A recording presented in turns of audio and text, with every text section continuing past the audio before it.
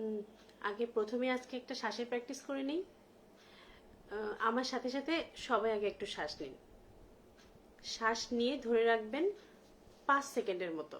তারপরে আস্তে আস্তে আবার একটু একটু করে নিঃশ্বাসটা মানে কমাবেন। আমি যদি দেখাই এরকম,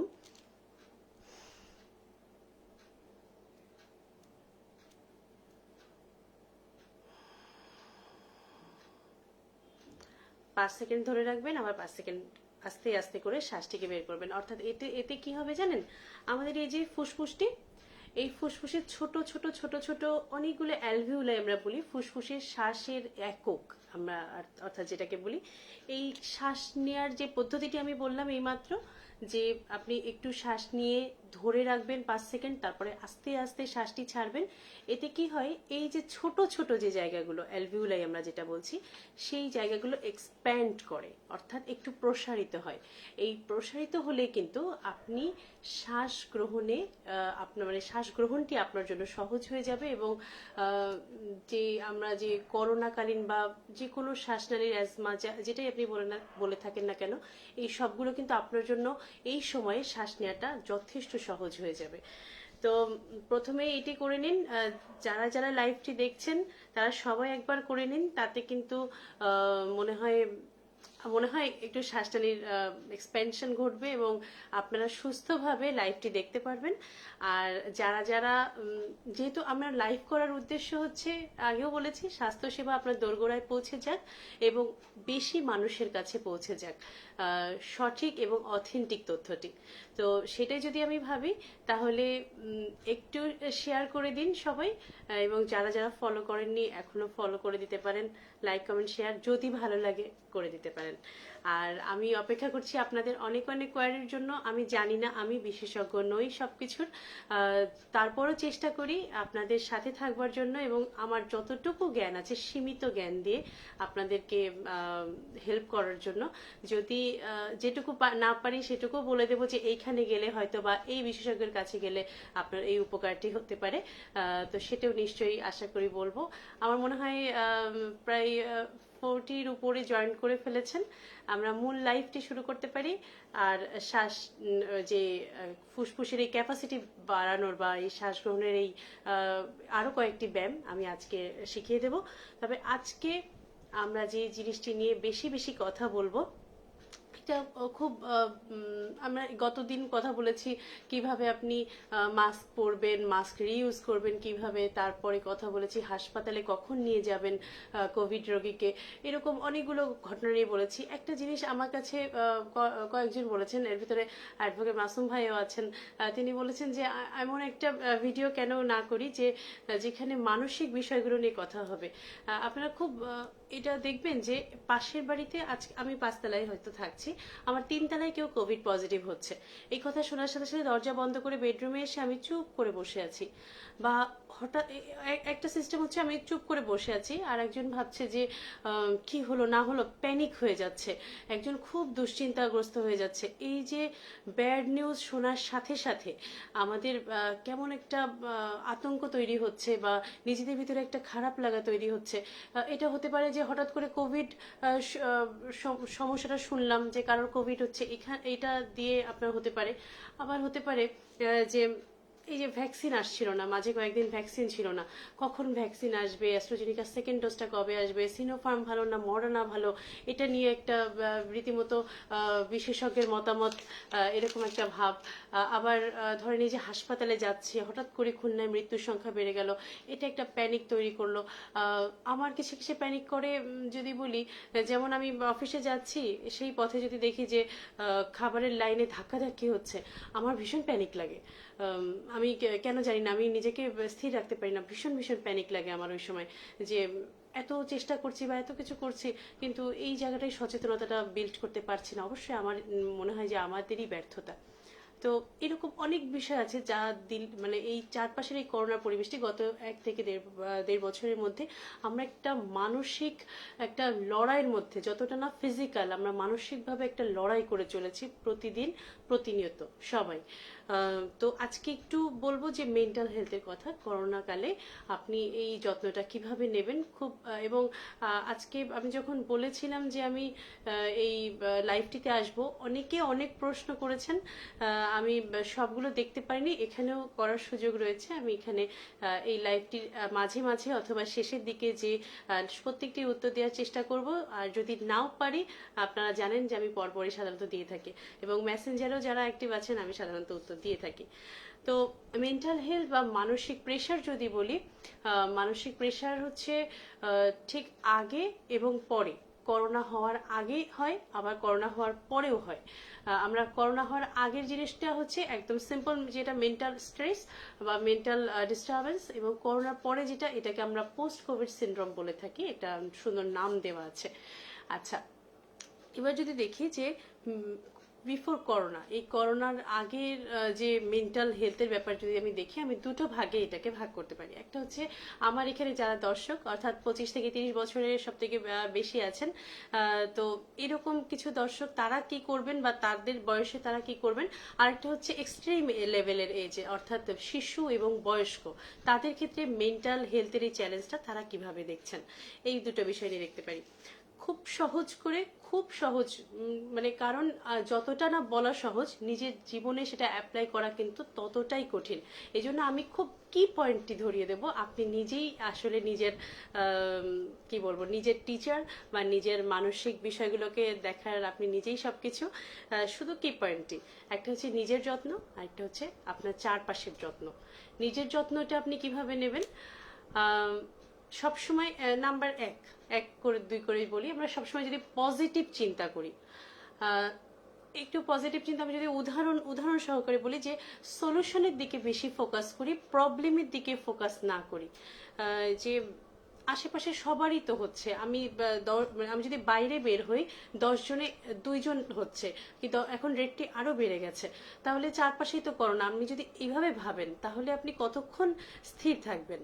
তো এইখান থেকে একটু বের হয়ে আসা, যে ঠিক আছে সবারই তো আছে, আমি জাস্ট এই জায়গাটা যদি আমি এই আইডিয়াটা বের করি যে চারপাশে করোনা, এটা না ভেবে যদি এটা ভাবি যে এই 10 জনের মধ্যে 5 জনের ভ্যাকসিন দেওয়া আছে, 2 জনের আগেই করোনা হয়ে গেছে, তাদের একটা ইনহারেন্ট অ্যান্টিবডি রয়েছে, এবং 2 জন হয়তো এইমাত্র নমুনা দিয়ে এসছেন, তারাও মোটামুটি একটা মানে অর্থাৎ লাইন অফ ট্রিটমেন্টে উঠে গেছেন, তাহলে সবাই কিন্তু একটা না একটা জায়গায় আছেন। তাহলে আপনি যদি ভাবেন যে চারপাশে করোনা, এটার থেকে চারপাশে সবাই কম বেশি সচেতন, এবং চারপাশে সবাই একটু না একটু লাইন অফ ট্রিটমেন্টে আছে, এটা ভাবলে আপনার জন্য দেখেন এই বিষয়টা একটু সহজ হয়ে গেল। আপনি জাস্ট নিজের ব্রেনকে যদি প্রতিদিন সকালে উঠে বলেন যে আমি ভালো আছি, শুধু এইটুকুই বলেন, আপনি দেখেন ম্যাজিক কেমন হয়। এটা সত্যি পরীক্ষিত। আপনি বলেন আপনার নিজেকে 3-4 বার করে আমি ভালো আছি, যেটা আমরা আসলে প্রেয়ার যেটা বলি, এটা কিন্তু একটা আমাদের ধর্মে 5 ওয়াক্ত নামাজ পড়া, অন্য ধর্মাবলম্বীরা যেটা করেন, আমরা সবসময় বলি যে ধর্মের কাছে থাকতে, এটা কি নিজের সাথে নিজের কথা বলা, যে সৃষ্টিকর্তার সামনে আছেন এটাকে ভেবে নিজের সাথে নিজের আইডিয়াস গুলোকে পরিশীলিত করা, এই যে কথা বলা, এটা কিন্তু একটা বিশাল মানসিক স্ট্রেস রিলিফ হয়। আমার কাছে তো এটাই তাই মনে হয়। একটা, তাহলে আমরা বললাম যে পজিটিভ চিন্তা সবসময় করতে হবে। নাম্বার 2 হচ্ছে এক্সারসাইজ। এক্সারসাইজ প্রথমেই যেটি আমি বলেছি যে এক্সারসাইজ দিয়ে আজকে আমরা শুরু করেছি। এক্সারসাইজ হচ্ছে আপনি যদি 30 থেকে 40 মিনিট অর্থাৎ 100 কদম রোজ হাঁটেন, এটা একটা ভীষণ ভীষণ আপনার জন্য ভালো হয়। আর করোনাকালীন এই সময়ে যেটি, সেটা হচ্ছে ফুসফুসের ক্যাপাসিটিটা বাড়ানোর জন্য, শ্বাসকষ্ট জাতীয় এইসব করোনার এই ঝামেলাগুলো যেন আপনাকে খুব বেশি আহত করতে না পারে, তার জন্য এই যে ফুসফুসের ক্যাপাসিটি বাড়ানোর কিছু ব্যায়াম আছে।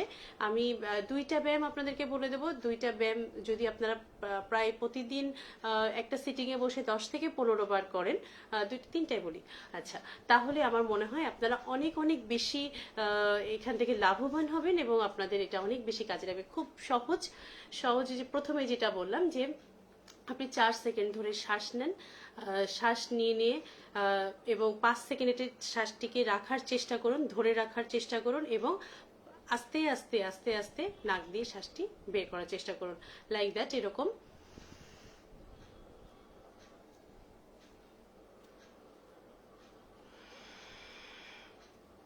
জাস্ট এভাবে। আচ্ছা, আরেকটি আমরা বলি যে পার্সড ব্রিথিং। এটা অ্যাজমা যারা আছে, যাদের অ্যাজমা শ্বাসকষ্ট, তারা অনেকে এটা বুঝতে পারবেন।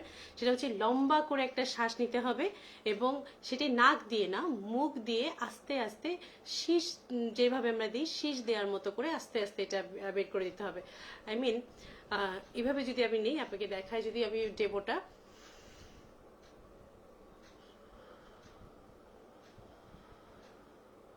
আমি হয়তো একটু দ্রুত নিলাম, কিন্তু লম্বা করে একটা শ্বাস নিয়ে এরকম ঠোঁটটা শীষ দেওয়ার মতো করে আস্তে আস্তে, নাক দিয়ে নয় কিন্তু, আমি মুখ দিয়ে নিচ্ছি। হ্যাঁ, স্বপ্না মামুন বলছেন প্রতিদিন এই কাজটি করি, ভালো আছি। অনেক ধন্যবাদ, খুব খুব ভালো কাজ করছেন কিন্তু। আচ্ছা, আমি উত্তরগুলো পরে আসছি।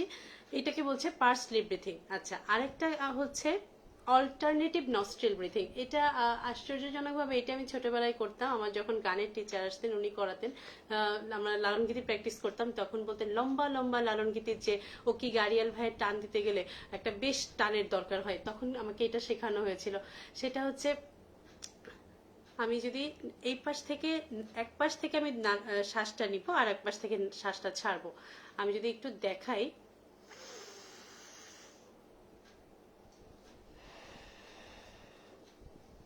অথবা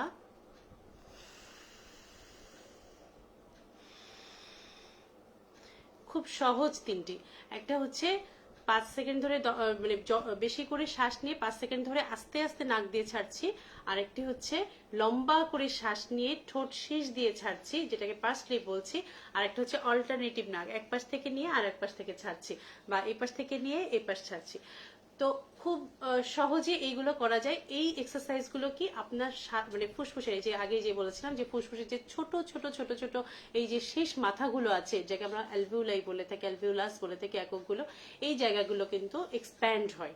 এই বাতাসগুলো, এই যে একটু ফোর্সড বাতাস, একটু আস্তে একটু জোরে, এসব করলে এইগুলো যে বাড়ে, আপনার ক্যাপাসিটি বাড়ছে ফুসফুসে। এতে আপনার জন্য কি সুবিধা হচ্ছে, এই যে আপনার যখন করোনা জনিত কোনো শ্বাসকষ্ট হবে, কোনো কিছু হবে, আপনার ফুসফুস আগের থেকেই জানে যে এইটুকু শ্বাস আমি নিতে পারবো, এর থেকে বেশি আমি ওভারকাম করতে পারবো। এটা কিন্তু আপনার জন্য একটা অনেক অনেক বড় ফ্যাসিলিটি হয়ে যাবে আপনার বিপদের মুহূর্তে। আচ্ছা, এটা গেল এক্সারসাইজ। আর এমনি যে হালকা এক্সারসাইজগুলো আছে, আপনারা ইউটিউবে দেখতে পারবেন, অনেক জায়গায় পাবেন, সেগুলো আপনারা করতে পারেন। এক্সারসাইজ করলে কি হয়, হরমোনের একটা ব্যালেন্স হয়ে যায়। শরীরের যেসব মাস্কুলোস্কেলেটাল সিস্টেম, এসবের জায়গায় যে রিসেপ্টরগুলো আছে, এগুলো এদিক ওদিক একটা বেশ চাঞ্চল্যকর অবস্থায় আসে, এবং এইটাই হচ্ছে আপনার শরীরের জন্য ভালো। কেন এই হাত পা ছড়াছড়ি করলে আসলে কেন আমরা এগুলো বলছি, এটার মানে হচ্ছে আপনাকে একটা এট দ্য লাস্ট মানসিকভাবে আপনাকে একটা স্টাবল পজিশনে নিয়ে যাওয়া। তাহলে প্রথমে বললাম পজিটিভ থিঙ্কিং করতে হবে, স্টে পজিটিভ, দেন হচ্ছে এক্সারসাইজ করুন, একটা হেলদি ব্যালেন্সড ডায়েটে থাকুন।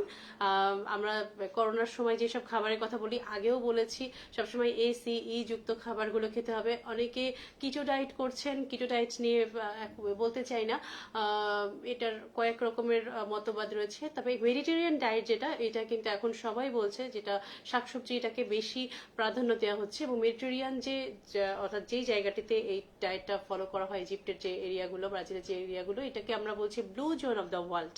এটা কিন্তু নতুন ভাবে করা হচ্ছে। সো এই ডায়েটটা আপনারা ইউটিউবে গেলে খুঁজে পাবেন, অথবা আমি একদিন এই ডায়েটটা নিয়ে কথা বলতে পারি। আমি নিজেও ডায়েট ভাবে আসলে সচেতন না, চেষ্টা করি, যেহেতু নিজে করি না, আপনাদেরকে বেশি জ্ঞান দিব না, যেদিন করবো অবশ্যই জ্ঞান দিব। আচ্ছা, ঘুমানোর ব্যাপারটা একটা খুব বড়, হাসান হাবিব অসংখ্য ধন্যবাদ, আপনি আমার সাথে সাথে এক্সারসাইজটা করে ফেলেছেন, অনেক ধন্যবাদ।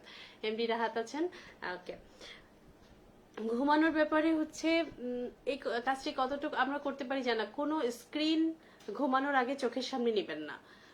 অর্থাৎ টিভি বলেন, গেজেট বলেন, মোবাইল বলেন, ট্যাব বলেন, এগুলো ঠিক ঘুমানোর আগে এর আলোগুলো চোখে দিবেন না। ব্রেন ঘুমের আগে একটা কাম কোয়াইট পরিবেশ চায়। আপনি যদি ঘুমের আগে এই মোবাইলে দেখেন যে আজকে খুলনায় বা আজকে বাংলাদেশে সর্বোচ্চ মৃত্যু হার, আজকে বাংলাদেশে গ্রামাঞ্চলে 50%-এর উপরে মৃত্যু হার, এই প্যাটার্নের ওয়ার্ডগুলো শুনে আপনি যখন ঘুমাতে যাবেন, আপনি ফিজিক্যালি নিথর থাকলেন, আপনার ব্রেন অ্যাক্টিভ থাকবে, আপনার ব্রেন এটাকে প্রসেসিং করতে থাকবে, এবং ব্রেন ভাববে যে আসলে এই মৃত্যু হার কিন্তু এরকম হয়ে গেছে, মৃত্যু এটা হয়ে গেছে, কালকে কি হবে। আপনি ঘুমের থেকে উঠে দেখবেন আপনার মনে হবে যে আপনি ঠিক ঘুমাননি, আপনি এতক্ষণ পুরো একটা টাইম রিসার্চ করে গেছেন। সো কাম অ্যান্ড কোয়াইট ভাবে ঘুমানো, আলোগুলো একটু নিভিয়ে একটু শীতল করে ঘুমানো, যদি কুসুম গরম পানি খেয়ে, এটা কিছু হার্বাল ব্যাপার আছে। তবে আমার মনে হয় যে স্ট্রেস রিলিজ করে দোয়া পড়ে আমার মনে হয় খুব ঠান্ডাভাবে ঘুমানো, এটা যদি করা যায় এটা সব থেকে বেটার হয়। এবং 8 ঘন্টা, এটার একটা ব্যাপার আছে। যারা করোনাকালে গর্ভবতী আছেন এবং গর্ভকালীন অবস্থায় যারা করোনা আক্রান্ত, তারাও কিন্তু এই বিষয়টি, তারা 8 ঘন্টা করে, সাথে আবার দুপুরে 2 ঘন্টার মতো করে ঘুমাবেন। ঘুমটা খুব জরুরি।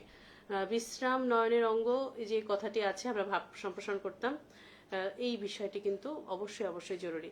ঘুম আপনাকে অনেকটা ক্লিয়ার করে দেবে। ওকে, আর একটা হচ্ছে নেচারের কাছে থাকা। লকডাউন কিন্তু খুলে গেছে, লকডাউন সেই সুযোগে সেই খুশিতে আমি গতকালও জ্যামে আটকে ছিলাম। আমি প্রায় দীর্ঘ 40 মিনিট ফুল মার্কেটের কাছে জ্যাম ছিলাম, চারপাশে 4টা রাস্তায় সবগুলো গাড়ি একসাথে ঢুকে গেছে। কে কোন দিকে যাবে কোথাও কোনো হুঁশ নেই, হঠাৎ করে গাড়ি ছাড়লে যে অবস্থা হয়। তো এই সুযোগে আপনি যদি নেচারে চলে যান, আমার মনে হয় যদি এরকম সবাই মিলে গেলে আবার খুব সমস্যা। আমার মনে হয় আপনার ছাদটা আপনার জন্য খুব ফেভার করবে। আপনি ছাদে যে একটু নেচারটা, একটু খোলা আকাশটা দেখতে পারেন জানলা থেকে। মানে যারা কোয়ারেন্টাইনে আছেন তাদের কথা আগে বলিনি, কারণ তারা বেশি মানসিক ঝামেলায় থাকেন। আর যারা প্রতিদিন আমরা বাইরে যাচ্ছি, আমাদের রোজই আকাশ বাতাসের সাথে দেখা হয়, তারপর আমরা যখন মানে অফিসে ঢুকছি তখন আরো বড় বড় চাপের সাথে দেখা হয়। তো আমার মনে হয় যে প্রকৃতির কাছে যদি থাকতে পারতাম, এই প্রকৃতি কিন্তু আপনি আপনার ঘরেও নিয়ে আসতে পারেন। আপনাকেই যে প্রকৃতির কাছে যেতে হবে বিষয়টা কিন্তু তা নয়। একটু গাছের চর্চা কিন্তু করতে পারেন, বাগান করা। আমি দেখেছি আমার প্রতিবেশী একজন আছেন, উনি আমাদের ছাদটাতে ঢেঁড়স, তারপরে হচ্ছে মিষ্টি কুমড়া, ছোট ছোট চাল কুমড়া, তারপরে হচ্ছে বেগুন, এরকম ছোট ছোট অনেক কিছু লাগিয়েছেন। এবং আমি সকালবেলা ছাদে গেলেই আমার মনটা ভালো হয়ে যায়, পুরো সবজি ভরা ছাদ। তো এইগুলো কিন্তু করা যেতে পারে। মানসিক স্ট্রেস, একটা মাটি ফুঁড়ে যে গাছ উঠছে, এই যে গাছকে নতুন শক্তিতে উঠতে দেখা, রোজ যদি আপনি এটা দেখেন, এই টেস্টটা অনুভব করেন, আপনি কিন্তু নতুনভাবে বেঁচে ওঠার একটা প্রেরণা পাবেন আপনার মন থেকে। এটা কিন্তু করা যায়। আমার আম্মা খুব গাছ ভালোবাসেন, ভীষণ ভীষণ গাছ পছন্দ করেন, তার বাগান আছে বিভিন্নভাবে। তিনি গাছের বিভিন্ন ভ্যারাইটি গাছের উনি চারা লাগান। তো আমার মনে হয় এইটি করা যায়। আচ্ছা, আর একটা বিষয় হচ্ছে আপনি এই সময়ে কিন্তু আমরা সবাই সোশ্যালি কানেক্টেড রয়েছি। আমরা বাইরে যেতে পারছি না বা বাইরে যাওয়াকে সীমিত করেছি, কিন্তু এই দূরত্ব আমরা বাড়িয়েছি ঠিকই, কিন্তু সোশ্যাল ডিস্টেন্সিং বাড়িয়েছি, কিন্তু যে সোশ্যাল কানেক্টিভিটি এটা কিন্তু আমাদের রয়েছে। আমরা ভিডিও কল করছি, আমরা একে অপরকে ফোন দিচ্ছি, যারা পজিটিভ তাদের খোঁজ খবর নিচ্ছি। আমরা কিন্তু এখন অনেক সংবেদনশীল, অনেকটা সংবেদনশীল এখন। তো এখান থেকে আগে, তবে একটা বিষয় হচ্ছে যে ঘরে অনেকক্ষণ থাকা পড়ছে, মানসিক স্ট্রেসের যে বিষয়গুলো, আপনি আগে যেটা হতো যে ঘরে যদি ঘরের পরিবারের মধ্যে একটা সম্পর্কের একটু অবনতি হতো, বাইরে গেলে হয়তো সেই স্ট্রেসটা কমে যেত, কিন্তু এখন বাইরে যাওয়ার সেটা নাই। ঘরের মধ্যেই আপনাকে সেই স্ট্রেস সহই কিন্তু বসবাস করতে হচ্ছে। তো সেই জায়গাটিতে ভাববার সুযোগ আছে। আপনার ব্যক্তিগত জীবন আপনিই বেশি মডিফাই করতে পারেন। তো এই জায়গাগুলো কিন্তু আসলে আমাদের দেখার জায়গা আছে। আর সোশ্যাল মিডিয়াতে নেগেটিভ বা নেগেটিভ না বলে আতঙ্কজনক যে সংবাদগুলো যায় বিভিন্ন বিষয় নিয়ে, শুধু করোনা না, এই আজকে এই সামাজিক সমস্যা, ওই সামাজিক সমস্যা, এখান থেকে যদি একটু বের হয়ে আসা যায় তাহলে কিন্তু অনেক বেশি বেটার হয়। তো এটা গেল নিজেকে যত্ন নেওয়া, যে আপনি নিজে পজিটিভ থাকবেন, এক্সারসাইজ করবেন, একটা হেলদি ব্যালেন্স ডায়েট করবেন, খুব ভালো করে ঘুমাবেন, নেচারের কাছে থাকবেন, নিজের শখগুলো চর্চা করবেন, আর হচ্ছে সোশ্যালি গুড যে রিলেশনশিপটা সেটা আপনি মেনটেন করবেন। তো এইটা যদি করি, আরেকটা হচ্ছে আশেপাশের উপর, মানে মানসিক স্বাস্থ্য আপনার তখনই ডেভেলপ হবে আপনি যখন নিজের সাথে সাথে আপনার আশেপাশের পরিবেশ পরিজনের কেয়ার নেবেন। কারণ কখনোই আমরা একা কিন্তু ভালো থাকি না, একা আমরা থাকতেও পারি না, আর একা আমরা মানে মানসিকভাবে ভালো থাকতে পারি না। পাশের মানুষটি কি করছে, পাশের মানুষটাকে একটু সাহায্যের হাত বাড়িয়ে দেওয়া, একটু এই যে থ্যাঙ্কস দেওয়ার মানে যে অভ্যাসটি, এটাকে একটু বাড়ানো। এবং আমরা যেটা বলি যে এই যে লকডাউনের এই সময়গুলো একটু একটু ফোন দিয়ে শুনিনি না যে কি কেমন আছে। আগে আমরা দেখতাম যে লাল পতাকা যখন টাঙিয়ে দেওয়া হতো, আমরা রাত্রিবেলা যেতাম যারা পজিটিভ হতো। আমার মনে পড়ে যে প্রশাসন, পুলিশ এবং আমাদের সিভিল সার্জন অফিস থেকে আমরা যেতাম রাত্রেবেলা, যে লাল পতাকা দিয়ে আসতাম। তো এই পতাকা দিয়ে আসার পর থেকে একটা রিভিউ আমাদের কাছে আসতে থাকলো যে ওই বাসার আশেপাশে কেউ যাচ্ছে না, ওই বাসায় ওরা যেহেতু বাইরে আসছে না, একদম কঠোরভাবে ইয়ে করা, লকডাউন করে দেওয়া, তাহলে ওই মানুষটাকে কে খাবার দিতে মানে যেতে খাবার দিবে আর কি, পৌঁছায় দিবে। তো প্রশাসন দায়িত্ব নিয়েছিল, কিন্তু আমার মনে হয় যে এমন কিছু কাজ ছিল যেটা পাশের প্রতিবেশী করলে এমন কিছু হতো না, কিন্তু এমন একটা স্টিগমা তৈরি হয়েছিল যে প্রতিবেশীর কাছে যাওয়াই যাবে না, 10 হাতের মধ্যে যাওয়াই যাবে না। এবং দেখা যেত যে ম্যাক্সিমাম টাইমে এরকম প্রশাসন ভিজিটে গেছে, রোগী নাই, রোগী পালিয়ে গেছে ভয়ে, মানসিক ভয়ে যে আমাকে মানে গ্রেপ্তার করে ফেলে, মানে আমাকে আটকায় ফেলে, এরকম একটা ভাব। তো আমার মনে হয় তোমার করোনা হয়েছে, হায় আল্লাহ কি হলো, এইটা না বলে তোমার করোনা হয়েছে, কিচ্ছু হবে না, সবারই এখন হচ্ছে, তাহলে টেনশন করার কোনো দরকার নেই। প্রথমে এই কথাটি আপনি যদি আপনার সেই করোনা পজিটিভ আপনার রিলেটিভটাকে বলেন বা আপনার বন্ধুকে বলেন, দেখবেন ও অর্ধেক সুস্থ হয়ে গেছে। আপনার এই একটা কথাই কিন্তু বিশাল একটা ওষুধের মতো কাজ করতে পারে। এই কথাটি থেকে একটুও পিছপা হবেন না। এই একটা মেডিসিন আপনি আপনার আশেপাশের মানুষকে দিন, আপনি কিন্তু এই কথার ডাক্তার আপনি নিজে। আচ্ছা, তারপরে চলে আসবো এটা তো বললাম আমি। আমার এখানে যারা ম্যাক্সিমাম এজ গ্রুপের, অর্থাৎ 20 থেকে 35 বছরের লোক ম্যাক্সিমাম আমি দেখলাম সেদিনকে ডাটা, যেখানে এই বয়সের লোক বেশি। বাচ্চাদের ক্ষেত্রে কি করবেন, বুঝবেন কিভাবে? বাচ্চারা তো বেশি কথা টথা বলে না, বুঝবেন কি করে যে তারা মেন্টালি আপসেট আছে বা ডিপ্রেস হয়ে আছে? আপনি তো বুঝলেন, আপনি এংজাইটি ফিল করতে পারেন, আপনি মেন্টাল স্ট্রেস ফিল করতে পারেন, ডিপ্রেশনে যেতে পারেন, আপনি অনেকে সুইসাইডাল টেন্ডেন্সি হয়, অনেকেরই হয়, এরকম পরিসংখ্যান আছে, অনেকেই সুইসাইড করতে গিয়েছে, অনেকে করে ফেলেছে। তো এই যে প্যানিক আপনার ভিতরে হচ্ছে, একটা বাচ্চা কিন্তু এইভাবে প্রেজেন্ট করবে না। ওর ভিতরে আমরা জানি যে 5 থেকে 7 বছর, এটি কিন্তু মানে বাচ্চার প্রথম 5 বছরে কিন্তু ব্রেইন এগুলো সব ডেভেলপ হয়ে যায়। 5 থেকে 7 বছর তার ব্যক্তিত্ব গঠনের সময়। ঠিক এই সময়টিতে আপনি তাকে এমন একটা করোনা মুখর পরিবেশের মধ্যে ফেলে দিয়েছেন, হয় লকডাউন, তার আশেপাশে দেখা যাচ্ছে তার দাদি আইসোলেশনে গেছে, একটু আগে চাচা গেছে কোয়ারেন্টাইনে, এই একটা পরিবেশ, সারাক্ষণ তাকে তার আম্মু হাত ধুতে বলছে। এই বিষয়টা কিন্তু তার কাছে খুব বেশি একটা সহজ না। এটার সাথে সে গত 5 বছরে হয়তো পরিচিত ছিল না, সে কি এটাকে খুব গুডলি একসেপ্ট করছে কিনা। আবার অনেকে দেখা যায় যে অ্যাটেনশন গ্রো করার জন্য, যে চারপাশে মা তো সারাক্ষণ টিভি দেখছে, এই লকডাউন এসব খবর টবর নিচ্ছে, ও বেচারা মার অ্যাটেনশন নেওয়ার জন্য নেগেটিভলি অ্যাটিটিউড করছে, কোনো কিছু ভাঙছে, ইরিটেট হয়ে যাচ্ছে, অতিরিক্ত চিল্লাপাল্লা করছে, কান্না করছে। তো এই বিষয়গুলো, এবং আরও এর সাথে দেখবেন যে আগে সে যে কাজটি করতো সেই কাজটি কিন্তু সে খুব ভালোভাবে আর এখন করতে পারছে না।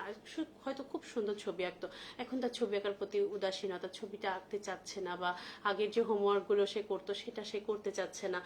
যে খেলা পছন্দ করতো সেই খেলাটা বা সেই খেলার সাথে কেউ তার পছন্দ না হতে পারে, ঠিক মতো ঘুমাচ্ছে না, সে ঘুমানোর মধ্যে জেগে আছে। এই সব বিষয়গুলো আপনি যখন দেখবেন, সে কিন্তু আপনাকে এসে কখনো বলবে না আম্মু আমার খুব মানসিকভাবে খারাপ লাগছে, এই কথা আপনাকে কখনো বলবে না। যে কেয়ার গিভার, আম্মুর কথা বললাম যে মার কাছে বাচ্চারা সব থেকে বেশি রিভেল করে, আপনি কেয়ার গিভার যারা আছে তাদের কাছে এসে সে কখনো এটা আচার করবে না যে আমার মানে আমি মানসিকভাবে খারাপ, আমার প্যানিক হচ্ছে, ডিপ্রেস হচ্ছে। সে শুধু এটুকু বলবে আমার ভালো লাগছে না, আমার খেতে ইচ্ছা হচ্ছে না, ঘুম পাচ্ছে না, এরকম কিছু কিছু বলবে। বা অতিরিক্ত এই যে এক্সট্রিম টাইপের তার অ্যাটিটিউডগুলো সে করতে পারে। আপনি কি করবেন? আমার মনে হয় আপনি নিজেকে যেটা করতে পারতেন, যে পজিটিভ ভাবে থাকবো, এক্সারসাইজ করব, সুন্দর শ্বাসনালীর ব্যায়ামগুলো করব, হেলদি ডায়েট করব, এই জিনিসগুলো ওকে করান। তার সাথে তাকে অ্যাটেনশন দিন যে এই সময়ে এটা স্বাভাবিক, আমরা সবাই এর মধ্যে দিয়ে যাচ্ছি, বাবু তুমি কোনো টেনশন করো না, এবং তুমি তোমার কাজগুলো করো, একটু অনেক বেশি কাজ করতে হবে না, অতিরিক্ত স্ট্রেস ওর উপর চাপিয়ে দেবেন না। আগে যে ছবিটা একদিনে 1 ঘন্টায় আঁকতো সেটা তার এখন একদমই আঁকতে ইচ্ছে হচ্ছে না, সেই ছবিটি তাকে 15 মিনিট আঁকতে বলুন, আবার সে কালকে আবার 15 মিনিট আঁকবে। তাকে অতিরিক্ত স্ট্রেস দেবেন না, আস্তে আস্তে স্লোলি তাকে কাজের মধ্যে ঢুকান। এবং হচ্ছে নতুন নতুন ইনোভেশন জিনিস আপনি তার হাতে দিতে পারেন, তাকে ইনোভেশনের আসলে ইনোভেশন নিয়ে আমি যখন কোনো ট্রেনিং দিই, ইনোভেশন সাবজেক্ট থাকলে ওটা আমি লুফে নিই। আমার কাছে এই সাবজেক্টটা খুব পছন্দের। ইনোভেশন নিয়ে কোনো একদিন কথা বলবো, ওটা নিয়ে আমি 1-2 ঘন্টা কথা বলতে পারি। তো বাচ্চাদের ইনোভেশন বিষয়গুলো আরো বেশি ইন্টারেস্টিং, কারণ একটা বাচ্চা, ওই যে বললাম, খুব ইম্পর্টেন্ট সময় তার 5 থেকে 7 বছর, তার ব্যক্তিত্ব গঠনের, তার ক্রিয়েটিভিটি গুলোকে করার। এই যে শিশু, বাচ্চা না বলে শিশু, 5 থেকে 7 বছর বয়সে যা শিখলো, সে 50 বছর পর্যন্ত সে কিন্তু কন্ট্রিবিউট করবে কমিউনিটিকে। আমরা প্রত্যেকে এক একজন বিশাল ডিগ্রিধারী হয়ে অনেক কিছু করছি, আমি গাড়ি বাড়ি করছি, দ্যাটস নট আওয়ার লাইফ। আমি আমার কমিউনিটিকে আমার যোগ্যতা দিয়ে কি দিতে পারছি, আমার কাছে মনে হয় that's a very important point for us. আমি অনেক যোগ্যতা হলাম, আমি গাড়ি বাড়ি করে আমি খুব শান শৌকতে থাকলাম, পরিবার থেকে পরিবারে আমি সেটা স্প্রেড করলাম, আমার মনে হয় যে আমি একজন বা আমার পরিবারের 2 জন, আমরা যদি এই সমাজের জন্য 10টা ভালো কাজ করে যেতে পারি, এটা টাকা পয়সা ধন সম্পদ থেকে অনেক বেশি জরুরি। তো বাচ্চাদের যেহেতু এই মুহূর্তগুলো খুব জরুরি, আপনি তার পাশে থাকুন, তাকে মানসিকভাবে সাহস দিন। আর এটা আপনি তখনই পারবেন যখন আপনি নিজে মানসিকভাবে অনেকটা স্টেবল থাকবেন। তাই নিজের মানসিক যত্নগুলো নিন। আচ্ছা, আরেকটা হচ্ছে, এটা গেল যারা বাসায় আছেন, কোয়ারেন্টাইনে যারা থাকবেন তারাও এই বিষয়গুলো মেনটেন করে মেনে চলতে পারবেন। এবং যারা বাইরে সবসময় বেরোচ্ছে, এটা তো আমরা বললাম যারা বাসায় থাকবেন, কোয়ারেন্টাইনে থাকতে পারেন, বাচ্চাদেরকে নিয়ে থাকতে পারেন। যারা বাইরে থাকবেন তারা কি করবেন? তারাও একটু করে রিল্যাক্সের সময়টা বের করে নেবেন। এই অতিরিক্ত স্ট্রেস নেবেন না, ও কাজের অতিরিক্ত স্ট্রেস আসবে, নতুন নতুন কাজ আপনার প্রতি করোনা সংক্রান্ত রোজ আসতে পারে। স্ট্রেসগুলোকে রিলিফ করা, বা ওই যে বললাম যে সলিউশনের দিকে বেশি যাওয়া, প্রবলেমকে কম মনে করা, এই জায়গাগুলো যদি হিট করতে পারেন, আমার মনে হয় এটা অনেক বেটার হবে। আচ্ছা, যদি প্রশ্ন করেন যে আমি কি করি, আমি আসলে এই যে বললাম যে সাজেশন দেওয়াটা খুব সহজ, কিন্তু নিজে এটা করা কিন্তু এতটা সহজ না। আপনি যদি বলেন আমি কি করি, আমি আসলে আপনাদের সাথে বেশি টাইম স্পেন্ড করার চেষ্টা করি। যে কিভাবে টাইম স্পেন্ড করি, আমার এই পেজটি আছে, একটা ইউটিউব চ্যানেল আছে, আমি চেষ্টা করি পাবলিকের সাথে আমার সোশ্যাল কানেক্টিভিটিটাকে বাড়ানোর। যে চারপাশে, এই যে আজকে কয়েকজন বলেছেন যে এত সুন্দর করে যে আপনি বলছেন যে এইভাবে ঘুমাবো, ওইভাবে খাবো, এটা করব ওটা করব, গ্রামের মানুষ কি এটা বুঝবে? একটা গ্রামের মানুষকে আপনি বলতে পারবেন লাইটটি সুন্দর করে নিভিয়ে, সুন্দর করে 1 গ্লাস পানি খেয়ে, বিছানাটা খুব সুন্দর করে, এবার আপনি হচ্ছে সুন্দর করে ঘুমান? একটা গ্রামের পরিশ্রমী শ্রমজীবী মানুষকে আপনি যদি বলেন আপনার বাচ্চাকে খুব মনোযোগ দিবেন, বাচ্চাকে পড়াবেন, পাশে বসে কোলে নিয়ে তাকে সময় দেবেন, তার কাছে যার দিন আনতে দিন যায়, সে তার বাচ্চাকে এইভাবে কেয়ার নেবে, এটা কি ভাবাটা খুব সহজ বিষয়? সহজ বিষয় কিন্তু না। তো আমার কাছে, আমি এইভাবে জানতে চাই যে এই যে পেজের এই মাধ্যমে, এই কমেন্টের মাধ্যমে আমি জানতে পারলাম যে আমরা যেভাবে বলছি, এটা আমরা মধ্যবিত্ত বা শহর কেন্দ্রিক কথাগুলো বেশি বলে ফেলছি। কিন্তু আপনি, আমাদের এখানে পিটিআই মোড়ে একটা কাজ চলছে, রাস্তার কাজ। আমি রোজ ওখান থেকে যখন পাস করি, আমি দেখি যেখানে সবাই কাজ করছে, কারোর মুখে মাস্ক নেই। কিভাবে মাস্ক থাকবে? প্রত্যেকে দরদর করে ঘামছে, ওই মাস্কটা ও কতক্ষণ ওই ঘাম অবস্থায় রাখবে? কতক্ষণ ওই মাছটা সে পড়ে থাকবে? দরদর করে ঘামছে, পুরো মাছ ভিজে যাচ্ছে, মাছটা টেনে ফেলে দিচ্ছে, কোথায় ফেলছে মাছকে ডিসপোজালও সে খেয়াল রাখতে পারছে না।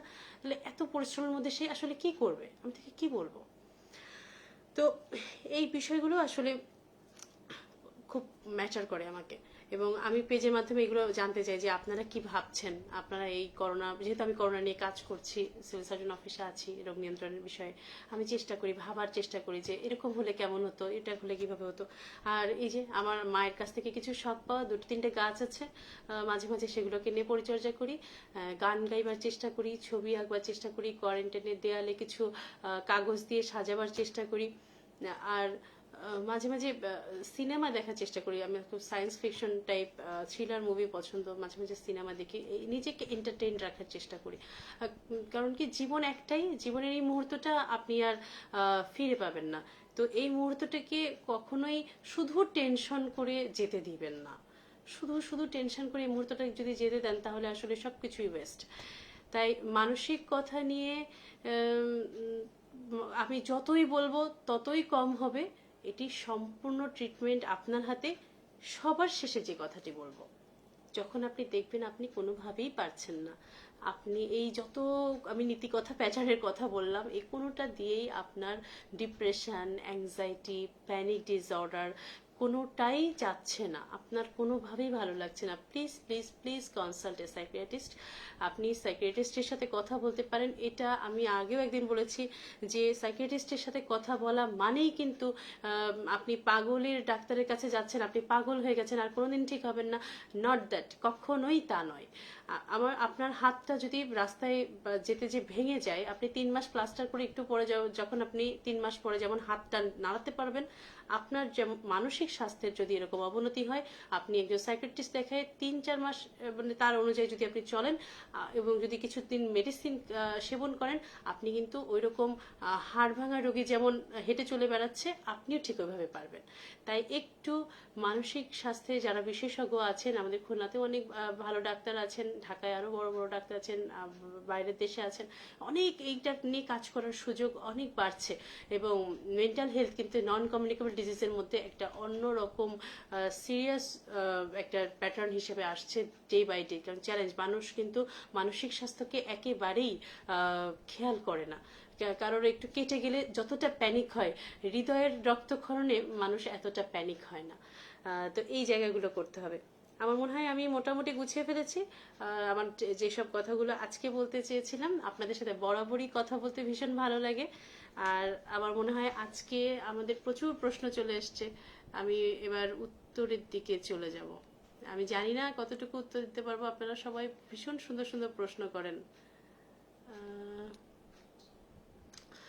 প্রথমে আছেন রাকিবুল ইসলাম আপু, আসসালামু আলাইকুম। আপনার হঠাৎ হঠাৎ আগমন সত্যি আমাকে বিস্মিত করে, ট্রিমেন্ডাস আপু। অনেক ধন্যবাদ ভাই, কিন্তু আজকে কিন্তু হঠাৎ আসিনি, আজকে 8টার সময় বলে এসেছি যে আমি আজকে যে ছবিটি ছিল লাইভে, ওটি হচ্ছে আমার গত 2 বছর আগে। এটা ছিল উপজেলা, আমি তখন যশোরে আমার পোস্টিং ছিল, যশোরে একটি উপজেলায় ভিজিটে গিয়েছিলাম। সেখানে হচ্ছে হাজারি লাউ বাগানের সামনের ছবি এটা। আমার আব্বার সাথে গিয়েছিলাম, আমার মনে পড়ে, খুব খুব সুন্দর একটা মুহূর্ত ছিল, সেই ছবিটি আজকে শেয়ার করা ছিল। আচ্ছা, আজকের বিষয়টি হচ্ছে মানসিক স্বাস্থ্য। করোনাকালে কিভাবে মানসিকভাবে ফিট থাকবেন। ফিট থাকতেই হবে, কারণ অনেক অনেক কিছু আমাদের হাতে নেই।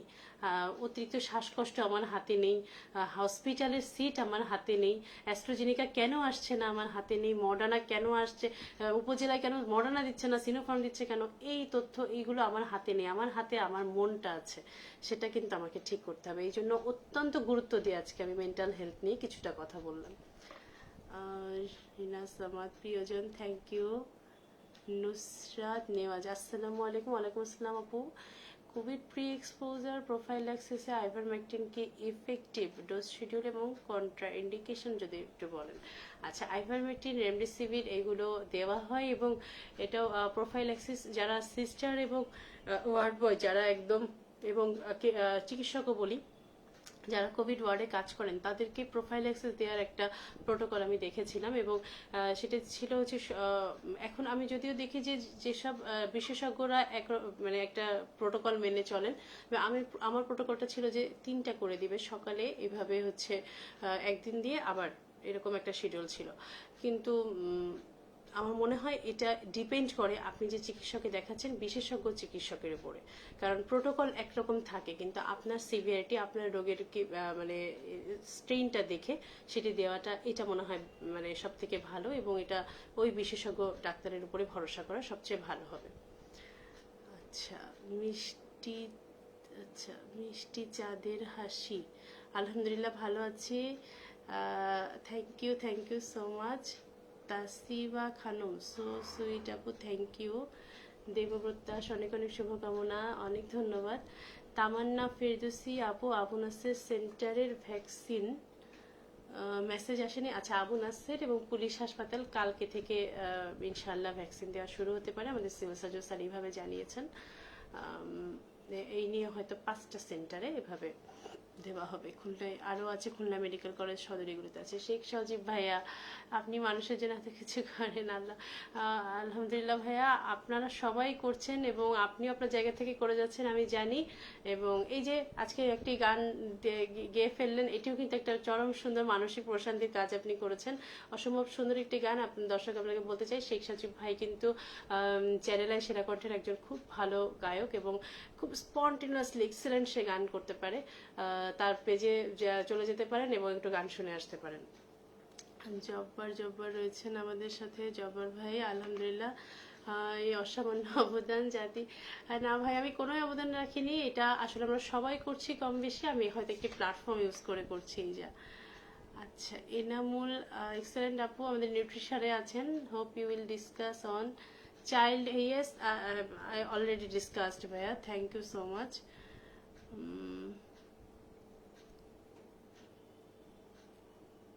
আচ্ছা আপু, আপনার সাথে কথা বলতে পারলাম না, শেখ আসাদুজ্জামান। আচ্ছা, আপনি কোথায় কথা বলতে চেয়েছিলেন ভাই? ঠিক আছে, আপনি অফিসে চলে আসতে পারেন যদি খুব জরুরি কোনো কথা থাকে, আমার চেম্বার আছে। আমার একটি হচ্ছে উজ্জ্বল দিয়েছে, আমার একটি প্রশ্ন ছিল, বাবার ফুসফুসের সমস্যা, বছর 2 আগে ইন্ডিয়া থেকে ডক্টর। হ্যাঁ, আমি আপনার প্রশ্নটি আপনি বোধহয় ওখানেও করেছেন।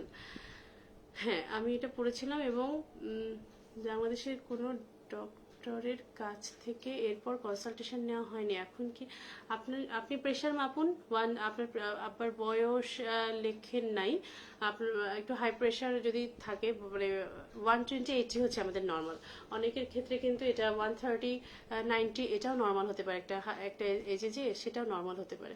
তো তার প্রেশারটা নর্মাল আছে কিনা, এবং ডায়াবেটিস হচ্ছে খাওয়ার পরে খাওয়ার আগে 7, খাওয়ার পরে 11-এর নিচে, এই 7-এর নিচে খাওয়ার আগে এবং খাওয়ার পরে 11-এর নিচে, এইটা যদি ঠিকঠাক মতো থাকে, মিলিগ্রাম পার ডিএল যদি ঠিকঠাক থাকে, আপনি রেজিস্ট্রেশন করতে পারেন আশা করি। এবারে এইভাবে দেওয়া আছে আর কি। ইনবক্সে পাচ্ছেন না? আচ্ছা আচ্ছা, ইনবক্সে আমি সাধারণত সবাইকেই কথা বলার চেষ্টা করি, যদি সে কথা আমি তাহলে আপনারটা খেয়াল করি নাই। আচ্ছা হ্যাঁ, স্বপ্ন মুন্নার কথা করেছে, বিপাশা বলেছে থ্যাংক ইউ দোস্ত। সাবধানে, তুমিও সাবধানে থাকবা, তোমার ইয়ে লাইভগুলো ভালো হচ্ছে আমি তো দেখি। এমডি আমান, আলহামদুলিল্লাহ ভালো আছি। প্রান্ত, হ্যাঁ প্রান্তর সাথে আমাদের সদরে দেখা হয়েছে, ভ্যাকসিন নিতে গিয়েছিল প্রান্ত।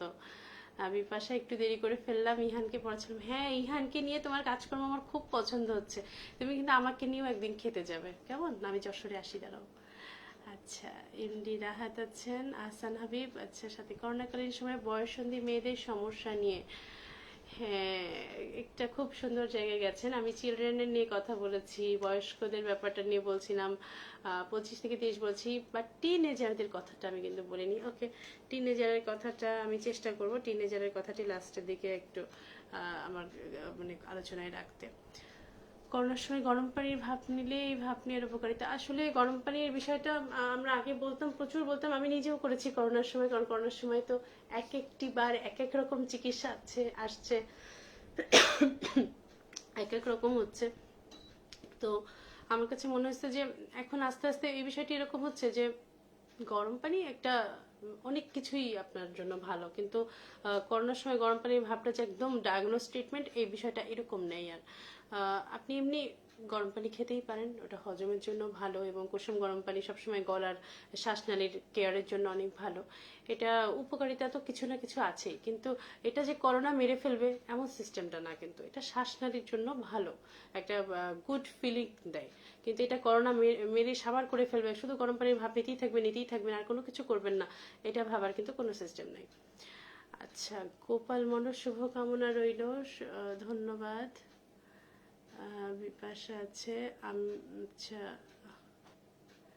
নিজের ব্যালকনিতে, হ্যাঁ হ্যাঁ ব্যায়াম করা যেতে পারে, ঠিকই বলছি, ঠিকই ঘরটাতে গাছ রাখা যায়, একদম তাই।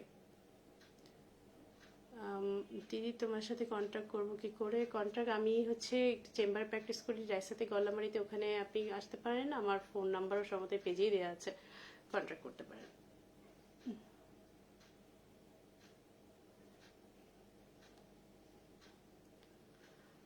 আচ্ছা, একটা বড় প্রশ্ন লিখেছেন মাসুকা রানা, সেটা হচ্ছে তার ভাই করোনা পজিটিভ হয়ে হসপিটালে ছিল, এখন বাসায় এসেছে, কিন্তু কাশি আসছে এখনো।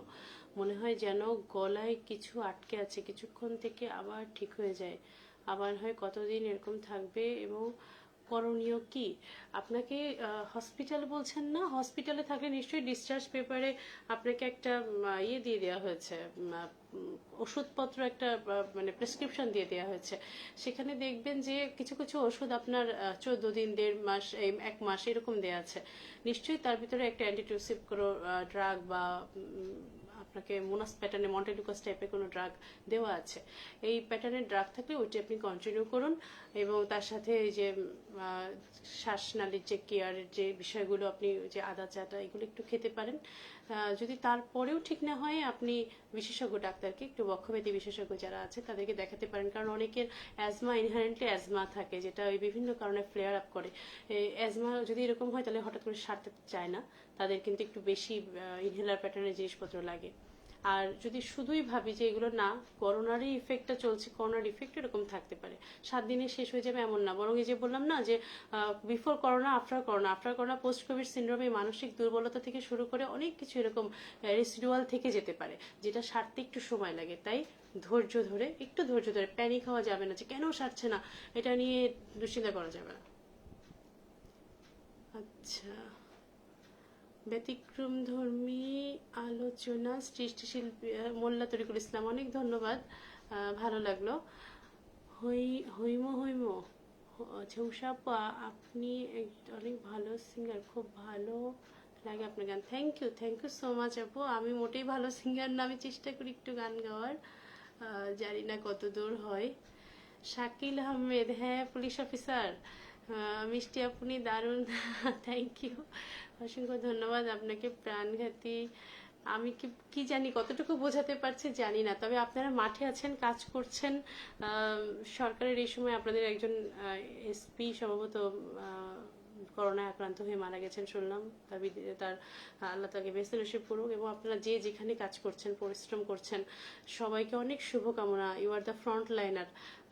এবং আসলে সত্যি খুব ভালো লাগে যে করোনার এই সময়ে যে মানুষগুলোকে, এই যে গ্রামের মানুষ, তাদেরকে বোঝানোই যাচ্ছে না যে করোনা আছে, মাস্ক পরানোই যাচ্ছে না, ধাক্কাধাক্কি সব জায়গায়, এই যে রাস্তাগুলো জ্যাম হয়ে যাচ্ছে, এর মধ্যে যে আসলে ফ্রন্টলাইনাররা কি করছে, এটা যারা নিজেরা না করছে বা নিজেরা না দেখছে, তারা এটা বুঝবে না বা বুঝতে পারবে না। তাই আপনাকে আবারও শুভকামনা, অনেক অনেক শুভকামনা। আবদুল্লাহ জুবাই, প্রিয় মানুষ, thank you so much. Biswajit Nandi, সুস্থ থাকবেন, সতর্ক থাকবেন, অনেক অনেক ধন্যবাদ। আচ্ছা, তাসতিবা খানম আপু, পোস্ট কোভিড সিন্ড্রোমের জন্য হেয়ার ফল এবং সিভিয়ার উইকনেস উইথ ডিপ্রেশনের পেশেন্টের জন্য প্লিজ গিভ সাজেশন। এটা কিন্তু হয়, এবং আমি বলেছি যে এটা আমার হয়েছিল, এবং আমি কিন্তু কোনো ছুটি অফিস থেকে তখন নিতে পারিনি, কারণ ওই সময় এত স্টাবলিশ ছিল না পোস্ট কোভিড সিন্ড্রোমটা। আমার অনেক অনেক প্যানিক লাগতো, অল্পতেই কেঁদে ফেলতাম, কষ্ট হতো, মানে প্রচণ্ড আবেগী হয়ে গিয়েছিলাম ওই সময়, ডিপ্রেশন কাজ করতো যে কেন আগে কত কাজ করতে পারতাম। এবং আমি যেহেতু 5th ফ্লোর থাকি, রুফটপ, আমি 5 তলা খুব ফাস্ট উঠতে পারতাম, কিন্তু ওই 3 মাস আমার মনে পড়ে 2 তলা উঠে দাঁড়াই থাকতাম, 3 তলা উঠে দাঁড়িয়ে থাকতাম, 4 তলা উঠে দাঁড়িয়ে থাকতাম, কোনোভাবেই আমি ওঠানামা করতে পারতাম না। আমার মানে একবারে একটানে 5 তলা উঠতে পারতাম না, একটা সিভিয়ার উইকনেস। এবং যার এই উইকনেস হয় সেই শুধু বুঝতে পারে। তো সো ভিটামিন আছে আমাদের, কিছু ভিটামিন এ থেকে যে কয়েকটা ভিটামিন আছে, প্রচুর ভালো যে হেলদি ডায়েটে যে প্রোটিনগুলো আপনি বেশি খাবেন, ইমিউনিটি বুস্ট করে যেসব ভিটামিন জাতীয় খাবার, এগুলো একটু বেশি খাবেন, এবং নিজেকে রেস্ট দেবেন। মানসিকভাবে এই সময় নিজেকে মানে এই করোনা থেকে দূরে ডেভিয়েট করবেন, ইনোভেটিভ কোনো কাজ, রিল্যাক্সেশন কাজে নিজেকে নিয়োজিত করবেন, যাতে মানসিকভাবে আপনি মানে অন্তত সতেজ থাকেন। আপনার এই উইকনেসটা ঠিক দেখবেন 1 মাস থেকে 3 মাস, আমার তো 3 মাসই একটা প্রি ইফেক্ট ছিল, 3 মাস পরে দেখবেন হঠাৎ করে উধাও হয়ে গেছে। সিরিয়াসলি, আমি আমার লাইফের অভিজ্ঞতা থেকে বলছি, দেখবেন হঠাৎ করে একদিন চলে গেছে। মুন্নি মিম, গর্ভবতী অবস্থায় মাথা ব্যথার ওষুধ নাপা খেতে পারবেন। নাপা আপনার জন্য গর্ভবতী অবস্থায় এটা হচ্ছে একটা মানে ফ্রেন্ডলি ড্রাগ। এটা খেতে পারবেন 500 থেকে 665 পর্যন্ত খেতে পারবেন। এর বেশি যদি টোফেন জাতীয় এগুলো আমার মনে হয় ডাক্তারের পরামর্শ, বিশেষজ্ঞ ডাক্তারের পরামর্শ ছাড়া, স্পেশালি মেডিসিন ছাড়া খাওয়াটা ঠিক হবে না। আচ্ছা, কি আনন্দের সাথে কঠিন বিষয় সহজ করে দিচ্ছে, আসলে কি করতে পারছি জানি না, আমি জানি না, কারণ মেন্টাল হেলথ বিষয় নিয়ে আমাদের দেশে এতটা চর্চা হয় না, তো সবাই কতটা বুঝলো বা কি যে আসলে মানে আউটপুট আমি তো বুঝতে পারছি না। তবুও ভালো লাগছে, এত কমেন্ট এসছে, তারা নিশ্চয়ই মানুষ রেসপন্ড করছে। হয়তো একজনের কাছেও যদি কথা পৌঁছায়, সেটাই তো আমাদের জন্য অনেক কিছু, তাই না মা? অতনু রয়, ম্যাম আমার স্ত্রী ডিগ্রি 2য় বর্ষে পড়ছে, বাচ্চা আছে 7 মাস বয়স, সে কি? না না, আমাদের এখনো ল্যাকটেটিং মায়েরা টিকা নেওয়ার মানে অনুমতি পায়নি। যদিও এখানে যারা WHO থেকে এবং বিভিন্ন বিদেশি গাইডলাইনে প্রেগনেন্ট এবং ল্যাকটেটিং মায়েদের টিকা নিতে কোনো বাধা নেই, কিন্তু আমাদের দেশের আমাদের গভর্নমেন্টের পলিসি হচ্ছে এই ব্যাপারে উপযুক্ত ডাটা না থাকায় আমরা এখনো এটাকে পারমিশন দিইনি। খুব ভালো লাগছে তোমার কথাগুলো। বৃষ্টি বৃষ্টি, এটা কি আমাদের বৃষ্টি নাকি? Thank you so much. কেমন আছো আপু? আচ্ছা, প্রণব সাহা আপু, একটু মাথা ব্যথা করলেই ভয় করে, এই বুঝি জ্বর আসলো? এইটাই তো, এইটার জন্যই আজকে কথা। এইটা হচ্ছে তোমার একটা মেন্টাল প্রবলেম। এইটা এবং মেন্টাল প্রবলেম বলা মানেই তুমি কখনোই মনে করো না যে এটা তোমার জন্য খারাপ কিছু। এটা এখন সবার হচ্ছে, যে এই যে পাশের বাড়ি কোভিড শুনে আমার কোভিড মানে কোভিডের মতো একটা অ্যাটিটিউড শুরু হয়ে গেল, বা এই যে মাথা ব্যথা করলেই মনে হচ্ছে এই জ্বর আসলো, এই বাইরে বের হলেই মনে হচ্ছে এই বুঝি করোনা আমাকে ধরে ফেললো, এখান থেকে বের হয়ে আসতে হবে। একটু টেম্পারেচার চেক করো, থার্মোমিটার কাছে রাখো, দরকার হয় প্রতিদিনই রাত্রেবেলা একটু চেক করো, বা একটু ঘুম থেকে উঠে বাইরে যাওয়ার আগে একটু চেক করে নাও, বাইরে থেকে এসে একটু চেক করে নাও। কখনো টেনশন করা যাবে না যে আমার জ্বর হলে আমি মরে যাব। হচ্ছে করোনা সবার হচ্ছে, কম বেশি সবার হবে, টেনশন করার কিন্তু কোনো নেই, কারণ নেই, ঠিক আছে? করোনা হলো না এতে তুমি হিরো হয়ে গেলে, এই বিষয়টা কিন্তু এমন না প্রণাম। করোনা তোমার হলো এবং তুমি সেখান থেকে কত কৃতিত্বের সাথে তুমি মানে নিজেকে রিকভার করলে, এটাই কিন্তু তুমি তোমার কৃতিত্বের জায়গা।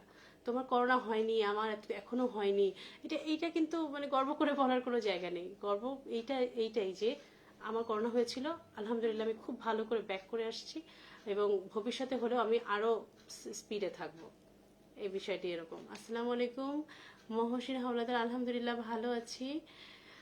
তারেক আজিজ আছেন, হ্যালো আপু, আসসালামু আলাইকুম, দুবাই থেকে দেখছি ফার্স্ট টাইম আপনাকে। Thank you so much. Dubai আমার খুব পছন্দের জায়গা, কারণ ওখানে বোধহয় গোল্ডের একটা ব্যাপার আছে। আমার মামা গিয়েছিলেন একবার, আমি জানি সেইভাবে। ভালো থাকবেন, এবং প্রবাসী বাংলাদেশি যারা আছেন তাদের সবাইকে তারেক ভাইয়ের মাধ্যমে শুভেচ্ছা জানাই, যারা বিভিন্ন বিভিন্ন প্রান্তে রয়েছেন বাংলাদেশে। একটা বড় কিন্তু রেমিটেন্স আসে হচ্ছে প্রবাসীদের মাধ্যমে, একটা বিশাল আয়ের একটা বিশাল বিশাল ব্যাপার আসে। তো সবাইকে শুভকামনা জানাই এই ব্যাপারে। এমডি সাইফুল ইসলাম সবুজ, কেমন আছেন আপু? আলহামদুলিল্লাহ ভালো আছি। ইফতি ভাই, আপু আমাদের জন্য দোয়া ভাইয়া। আসলে আমার বড় ভাই, এবং খুব কাছের বড় ভাই। আমার মনে হয় আমি সহ মানে অনেক মানুষের খুব আস্থার বড় ভাই হচ্ছে ইফতেখার আলম ভাইয়া, এবং খুলনা ভার্সিটির তাকে চেনে না এমন মানুষ খুব কম।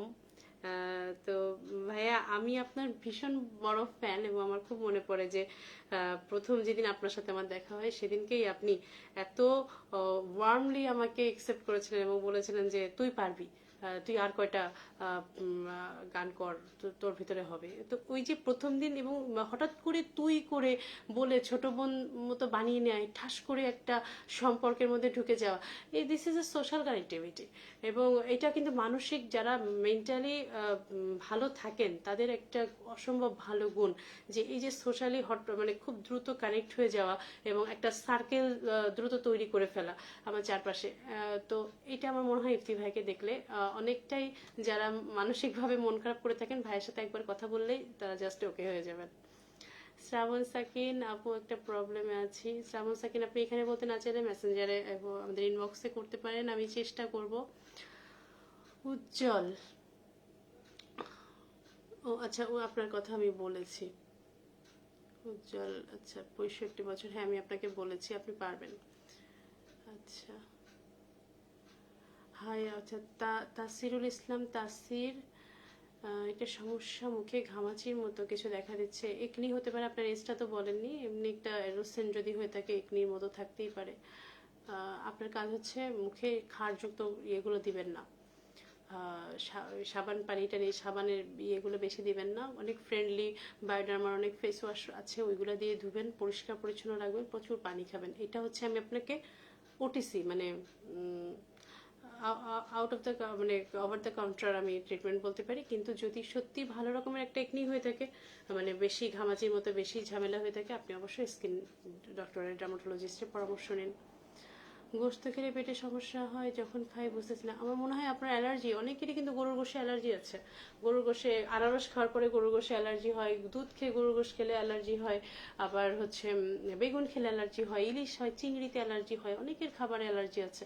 আপনার অ্যালার্জি থাকতে পারে, আপনি আইজিই লেভেলটা চেক করতে পারেন এবং আপনার ফ্যামিলিতে হাঁপানি অ্যালার্জি রান করে কিনা খেয়াল রাখতে পারেন। তানিম সর্দার, ম্যাডাম কেমন আছেন? আলহামদুলিল্লাহ। মেহেদি হাসান, প্রবলেম কি বলেন? আচ্ছা, হারাই গেল।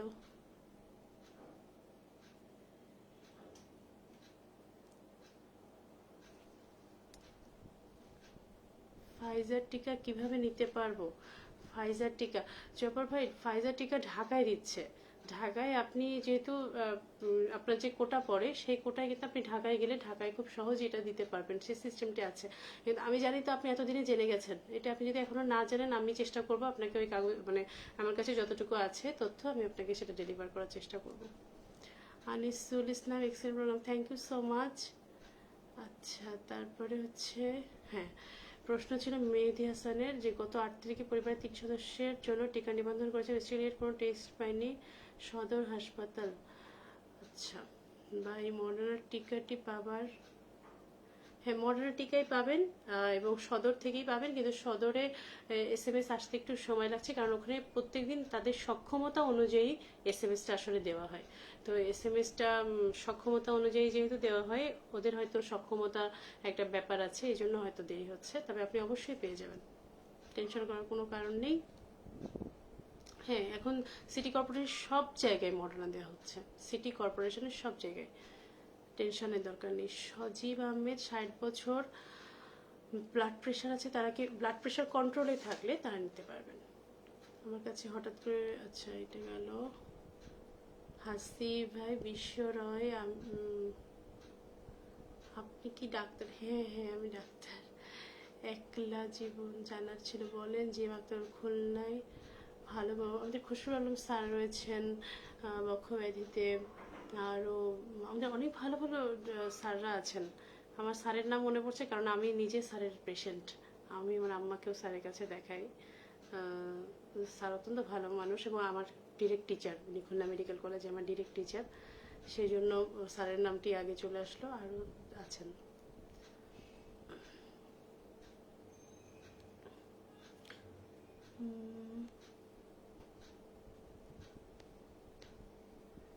আচ্ছা, আলহামদুলিল্লাহ। রকিবুল ইসলাম মুক্তি কেমন আছেন? কাজী সাজ্জাদ হোসেন আপু, ভালো আছি। আচ্ছা, দীর্ঘমেয়াদী অ্যাজমা থাকলে টিকা নেওয়ার রিস্ক, কন্ট্রোল থাকলে চিকিৎসকের পরামর্শ নিয়ে পারবেন। আচ্ছা, মলি সুফিয়ান, করোনা সেরে যাওয়ার পর আবার কি 5 থেকে 6 দিনের ভিতর আবার করোনা হতে পারে? 5 থেকে 6 দিনের ভিতর হতে পারে, এটা ঠিক 5 থেকে 6 দিনের ভিতর হয় না, ওইটা রেসিডুয়াল কিছু ইফেক্ট থেকে যেতে পারে। আবার নতুন করে মানে এত দ্রুত হওয়ার সিস্টেমটা ঠিক আমি আমার মানে ইয়েতে নাই, তথ্যে নাই। তবে ওই ইফেক্টটাই কিছুক্ষণ আগে মানে 14 দিন 21 দিন তো আসলে ডেড ভাইরাসগুলোই যেতে থাকে, তখন আবার নতুন করে কি ঢুকবে, তো এমনিই তখন একটা স্টেজে রয়েছে। আচ্ছা, আমার মনে হয় আমরা মোটামুটি শেষের দিকে এসেছি। আচ্ছা, তাহলে আর একবার বলে নিই যে আমরা কি কি ভাবছিলাম বা কি কি করছিলাম। আমরা বলছিলাম খুব ইম্পর্টেন্ট, আমার কাছে খুব বেশি ডায়াবেটিস কত থাকলে টিকা নেওয়া যাবে না। আচ্ছা, ডায়াবেটিস হচ্ছে খাবারের আগে তুমি 7-এর নিচে এবং খাবারের পরে 11-এর নিচে, এইটা রাখতে হবে। এটা হচ্ছে ডায়াবেটিসের কন্ট্রোল। সোনালী রানী শিকদার, ধন্যবাদ কমেন্ট করার জন্য। এইভাবে যদি তুমি মেনটেন করতে পারো তাহলে তুমি টিকার জন্য নিবন্ধন করতে পারো। তবে এই আমার মনে হয় একটা HbA1c যেটা আছে ওটা করে নিলে ভালো হয়। তবে আপাতত আগে দেখো যে খাওয়ার আগে 7-এর নিচে আছে কিনা এবং খাওয়ার পরে 11-এর নিচে আছে কিনা মিলিগ্রাম পার ডিএল এটা, এবং একটু ভালো জায়গা থেকে টেস্টি করলে বেটার হয়। খাওয়ার পরে অর্থাৎ হচ্ছে যে মিষ্টি যে গ্লুকোজ এটা পানিটা খেয়ে তারপরে করতে হবে। ঠিক আছে, একটু ভালো জায়গা থেকে টেস্টটা করলে এটা বেটার হবে। সাধন দাস আছেন আমাদের সাথে, খুব ভালো মোটিভেশনাল প্রোগ্রাম করছো উষা, ধন্যবাদ, অনেক ধন্যবাদ আপনাকেও। আবিদ হাসান, আসসালামু আলাইকুম, আমার ছোট ভাই এবং সবসময় আমার সাথে থাকে কম বেশি। রাফাত মাহমুদ ম্যাম, খুলনায় কি ফাইজারের টিকা? না না, মডার্নার টিকা। ফাইজারের যে টেম্পারেচার মেনটেন করতে হবে সেটাই খুলনায় সম্ভব না, কোনো ঢাকা ছাড়া সম্ভব না। মনির সুফিয়ান, করোনা পজিটিভ হয়েছিল, এরপর 14 দিন পর নেগেটিভ এসছে, 5-6 দিন পর আজ আবার খুব কাশি হচ্ছে, নিঃশ্বাসটা একটু প্রবলেম হচ্ছে। এটা তো বললাম, প্রায় 3 মাস পর্যন্ত এরকম ইফেক্টটা থাকতে পারে। এটা নিয়ে চিন্তিত হবার কোনো কারণ নেই, আস্তে আস্তে সেরে যাবে। রায়ান আবরার বিন সোহাগ, আপু আমার বড় বোন আজকে 1 সপ্তাহ জ্বর, হালকা ঠান্ডা কাশি আছে, শুধু প্যারাসিটামল খায়, এখন কি করতে পারি? জ্বর টেম্পারেচার একটা চার্ট করে ফেলুন যে টেম্পারেচারটা কেমন আপ ডাউন করছে, সেটা হালকা কাশির জন্য তো আপনি মেডিসিন নিতেই পারেন। তার সাথে যেটা দেখবেন যে তার স্যাচুরেশনটা যদি দেখা সম্ভব হয়, যেহেতু 1 সপ্তাহ হয়ে গেছে, স্যাচুরেশনটার অবস্থাটা কি এটা একটু দেখতে পারেন। সবচেয়ে বড় কথা একটা টেস্ট করে ফেলেন, র্যাপিড অ্যান্টিজেন টেস্ট করে ফেলেন, টেনশন কম থাকবে। মিস করে ফেললাম আজকে টপিকগুলো, না আবার রিপ্লাই দেখে নেবেন আবিদ ভাই। ধন্যবাদ আপু, আমি ভাবলাম আবার করোনা হলো কিনা। না, এত সমস্যা নেই। করোনা কিন্তু আমাদেরকে আসলে টেস্ট করতে আসে, আমাদের ইমিউনিটিটা কত শক্তিশালী, আমরা কতটা আসলে হেলদি, ও আসলে আমাদের একটা চেকিং সিস্টেম। ঠিক আছে, তাহলে আরেকবার একটু রিভিউ দিয়ে আসি। আমরা আজকে কথা বলছিলাম মানসিক স্বাস্থ্য নিয়ে এবং মানসিক স্বাস্থ্যে কিভাবে কি করবেন। করোনার আগে মানসিক স্বাস্থ্য, করোনার পরে পোস্ট কোভিড সিনড্রোম, সেখানে মানসিক স্বাস্থ্য কেমন হবে এটা নিয়ে কথা বলছিলাম। আর কথা বলছিলাম যে নিজেকে কিভাবে মোটিভেটেড রাখবেন, সাথে সাথে পাশের মানুষটিকে কিভাবে মোটিভেটেড রাখবেন, কারণ দেখবেন পাশের মানুষটি ভালো থাকলে আপনিও ভালো থাকবেন, একে একে ভালো হওয়া যায় না। আর হচ্ছে সমস্যাকে বড় করে না দেখে সলিউশনটাকে বড় করে দেখা উচিত, পজিটিভ স্টে থাকা উচিত, হেলদি ডায়েট করা উচিত, ফুসফুসের ক্যাপাসিটি বাড়ানোর জন্য হালকা এক্সারসাইজগুলো মেনে চলা উচিত, খুব ভালোভাবে ঘুমানো উচিত। আর হচ্ছে বাচ্চাদের ক্ষেত্রে খুব কেয়ারফুল, বাচ্চাদের আবেগকে খুব প্রায়োরিটি দেওয়া উচিত। ওরা কিন্তু খুব আবেগী হয়ে যায় এই সময়, ওদের কথা না শুনে নেগেটিভ ভাবে কাজ করতে থাকে, অ্যাটেনশন, এটা কিন্তু অ্যাটেনশন সিকার না, ওরা এরকমই, ওদেরকে সেই যত্নটা করুন। বয়স্কদের সেই যত্ন করুন। যারা অ্যাডোলসেন্ট আছেন তারা কিন্তু প্রচন্ড পরিমাণে স্ক্রিন আমার মতো পছন্দ করে ফেলেন, তারা মোবাইল, সবসময় ফেসবুক যেগুলো আছে তথ্য, তার কারণ তারা তো নতুনত্ব পছন্দ করে, আপডেটেড থাকতে পছন্দ করে। তো তাদের এই টাইমগুলোকে একটু লিমিটেশন করা এবং সেই জায়গাগুলোকে আরেকটু ইনোভেশনের জায়গাগুলোতে আনা, তাদেরকে একটু এন্টারটেন, কাজের মাধ্যমেই তাদেরকে ইনভলভ করা। কারণ এডোসেন্ট তাকে ঘরে বসায় রাখছেন, এটা কিন্তু নট সো ইজি। আপনি অন্য সময় দেখেন আপনি পারেন কিনা, এতটা সোজা নয়। আর এই সময় বাল্যবিবাহ বেড়ে যাচ্ছে, ঘরেই থাকার, অনেকক্ষণ ঘরে থাকার জন্য অ্যাডোসেন্ট মেয়ে যারা আছে তাদের মানসিক স্বাস্থ্যের অনেক বিষয়গুলো নিয়ে ভাববার আছে, সেই জায়গাগুলোকে কিন্তু আমরা ফোকাস করতে পারি।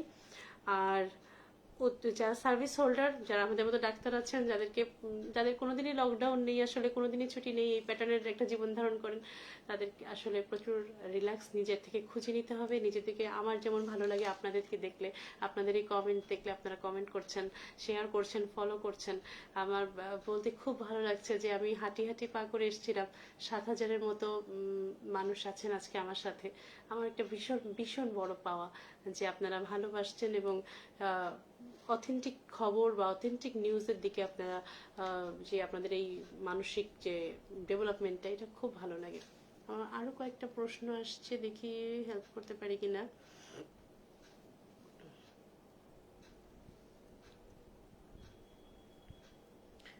আচ্ছা, এগুলো তো বলেছি। চিটাগং ফটিকছড়ি থেকে দেখছি। ওরে বাবা, তাই নাকি? ফটিকছড়ি, চিটাগাংয়ের ফটিকছড়ি না, আমার যাওয়া হয়নি। আমি চিটাগাংয়ে গিয়েছি, মানে কক্সবাজার গিয়েছি, সেন্ট মার্টিন গিয়েছি, একটা অসম জায়গা। এবং আমি হয় না যে অনেকদিন বেড়াতে না গেলে ওই যে বা সিনেমার আগে দেখবেন যে নায়ক নায়িকা মরে যাওয়ার আগে পেছনের ফ্ল্যাশব্যাক হয়। আমার যদি কোনো বেড়াতে যাওয়ার জায়গায় ফ্ল্যাশব্যাক হয় তাহলে আমার সেন্ট মার্টিনের কথা মনে পড়ে। এত অসাম একটা জায়গায়, এত সুন্দর পানির রং, আমার খুব মনে পড়ে। চট্টগ্রামে ফটিকছড়ি থাকেন মানে মানে আপনি আরো প্রকৃতির কাছাকাছি থাকেন। কিছু প্রকৃতি ফেসবুকে দিয়ে দেন তো আমরা দেখি। সাইফুল ইসলাম ভাই, তুমি মানুষকে অনেক উপকার করছো, থ্যাংক ইউ সো মাচ ভাইয়া। জিহান জাহাঙ্গীর, আপু জাহাঙ্গীর রাঙামাটি থেকে বলছি। ওরে বাবা, রাঙামাটি। প্রথম বাচ্চা হয়েছে এবং আলহামদুলিল্লাহ, এবং আমার প্রথম ছেলে হওয়ার পরে পরিবারের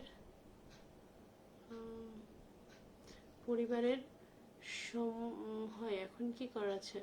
প্রথম ছেলে হওয়ার পরে পরিবারের সমস্যা হয়, মানে কি করোনা হয়?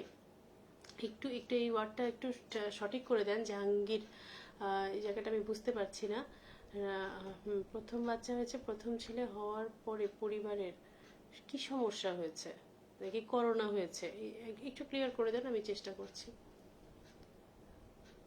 আচ্ছা, তারপরে সোনালি লিখেছে, কই গেল? সদরের টিকা নেওয়া শুরু কয়টাতে আছে? 9টা থেকে 3টা, 8টা থেকে 3টা বলা হয়, 9টা বেজে যায়। আচ্ছা, সেকেন্ড বার হয় জানি, হ্যাঁ হয়। নর্মালি কতদিন পর করোনা পজিটিভ হওয়ার রেকর্ড আসে? একটা ইনকিউবেশন পিরিয়ড বলে যে আপনার শরীরে করোনা প্রবেশ করার আগে 2 থেকে 7 দিনের মধ্যে একটা ইনকিউবেশন পিরিয়ড থাকে, তারপরে সাধারণত সাইন সিমটম আসে। মলি সুফিয়ান, ধন্যবাদ।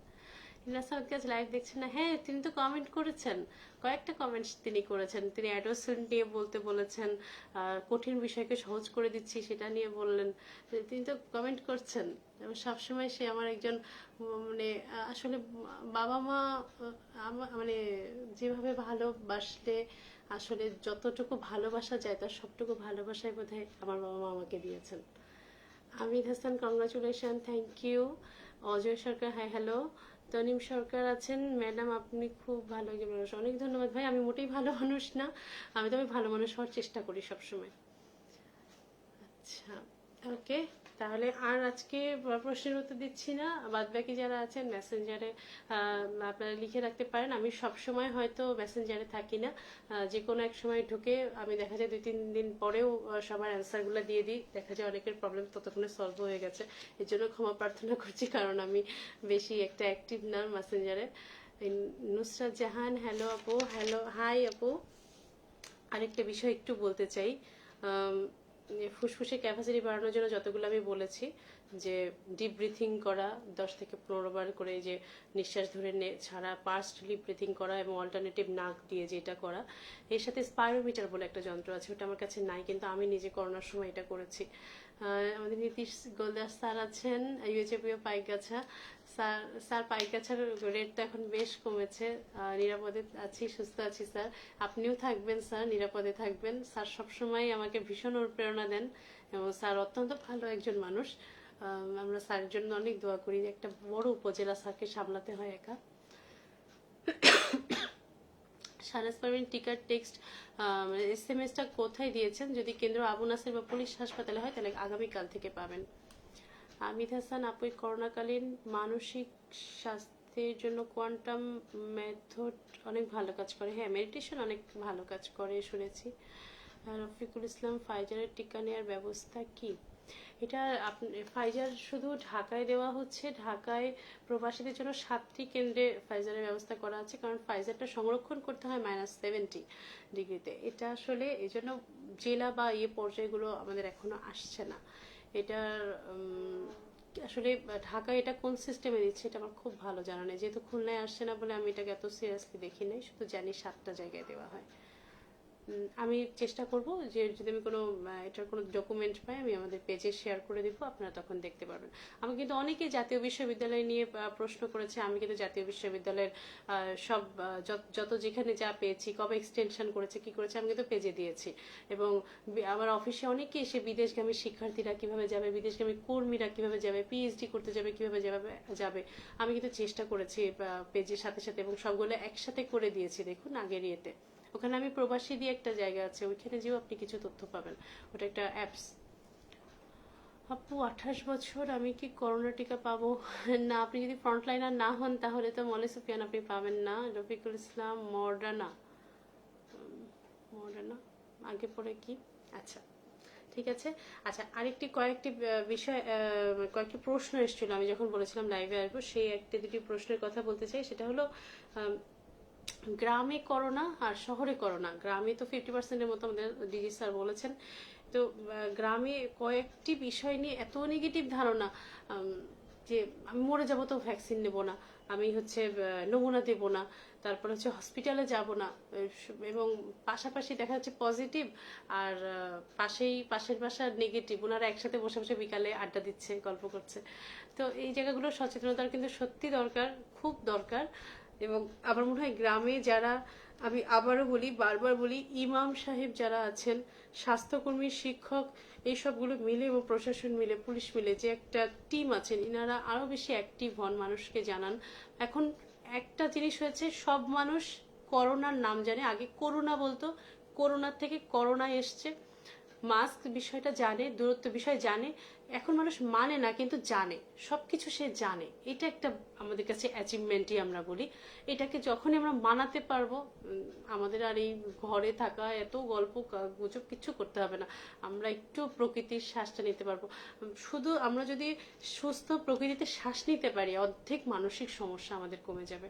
এই যে ঘরের ছবি টাঙিয়ে রাখতে হবে না প্রকৃতির, যে ঘরের এইটার দিকে তাকায় তাকায় আমি প্রকৃতি দেখি, সবুজ তো আর কোথাও ওভাবে, মানে সকালবেলা অফিসে ঢুকে যাই, অফিসের কাজ, সেই সবুজটা, যে অবারিত সবুজ দেখার সুযোগটা হারিয়ে গেছে। আচ্ছা, কতদিন পর নর্মালি সেকেন্ড বার কবে?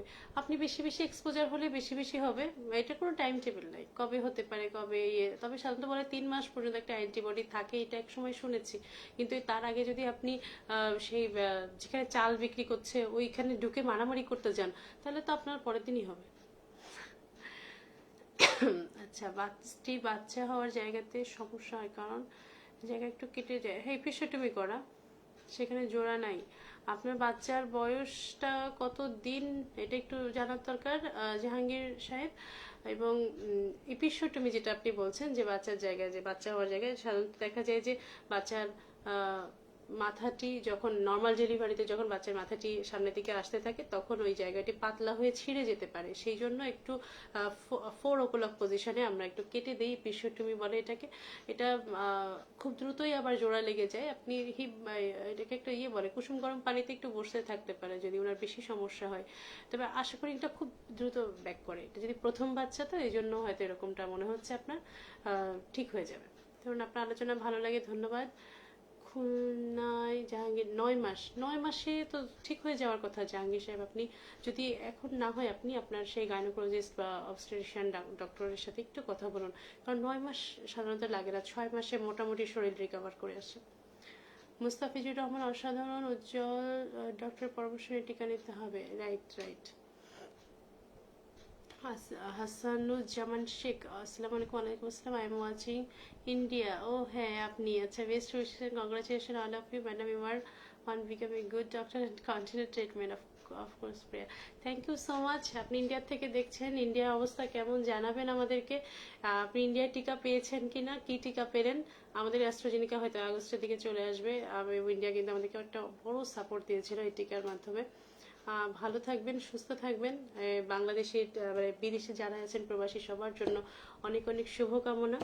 এখনো এত মানুষ আছেন দেখছেন, খুব বেশি ভালো লাগছে। আবার নতুন নতুন কোনো ভিডিও নিয়ে চলে আসবো। যদি আপনাদের কাছে মনে হয় যে এই বিষয়টা নিয়ে ভিডিও করলে ভালো হয়, আমাকে ইনবক্সে জানাতে পারেন, আমি সেই বিষয়গুলো নিয়ে স্টাডি করে আসবো। হুম, আমি সেই বিষয়গুলোকে নিয়ে একটু ভাবনা চিন্তা করে একটু পড়াশোনা করে আসবো। আমি সাধারণত একটু স্টাডি করে আসতে চাই, না হলে আসলে শুধু গল্প করতে আসাটা কেমন হয়ে যায়। আর এই যে বললাম যে মানসিক স্বাস্থ্যের দিকে খুব খেয়াল রাখবেন। মানসিক স্বাস্থ্য আপনার একটি সম্পদ, যার ডাক্তার আপনি নিজেই। শারীরিক অনেক বিষয়ে জ্ঞান হয়তো আপনার নাই থাকতে পারে, মানসিক ব্যাপারে কিন্তু আপনি অনেক কিছুই করতে পারেন। আর যখন দেখবেন কোনো কিছুই আপনার মানে কাছে নাই, আপনার কাছে কোনো কিছু পজিটিভ না, প্লিজ প্লিজ প্রফেশনাল সাপোর্ট নিন। ডাক্তারের কাছে আসুন, সাইকিয়াট্রিস্টের সাথে একটু কনসাল্ট করুন, আপনি হয়তো দ্রুতই সুস্থ হয়ে যাবেন। আর কেউ যদি আপনার পাশে আপনি কাউকে ডায়াগনোসিস করেন যে সে মানসিক সমস্যায় ভুগছে, তাকে ডিসকারেজ করেন না ডাক্তারের কাছে আসতে, তাকে একটু সহযোগিতা করেন, এটা অনেক ভালো লাগবে। আমার মনে হয় জাহাঙ্গীর সাহেব, আপনি আপনার গাইনোকোলজিস্ট ম্যাডামের সাথে কথা বলেন। অনেক সময় প্রোলাপসের মতো হয়ে যায়, প্রোলাপস হতে পারে, আমি জানি না কিভাবে এটা ট্রিটমেন্ট হয়েছে। আপনি একটু কথা বলুন, আর ওই জায়গায় না দেখে দেখে তো এরকমভাবে ট্রিটমেন্ট দেওয়া সম্ভব না। আপনি একটু ডক্টরের সাথে কনসাল্ট করুন। রফিকুল ইসলাম, খুলনার মধ্যে টিকা নেবার কি ব্যবস্থা আছে? খুলনায় 5টি কেন্দ্র আছে।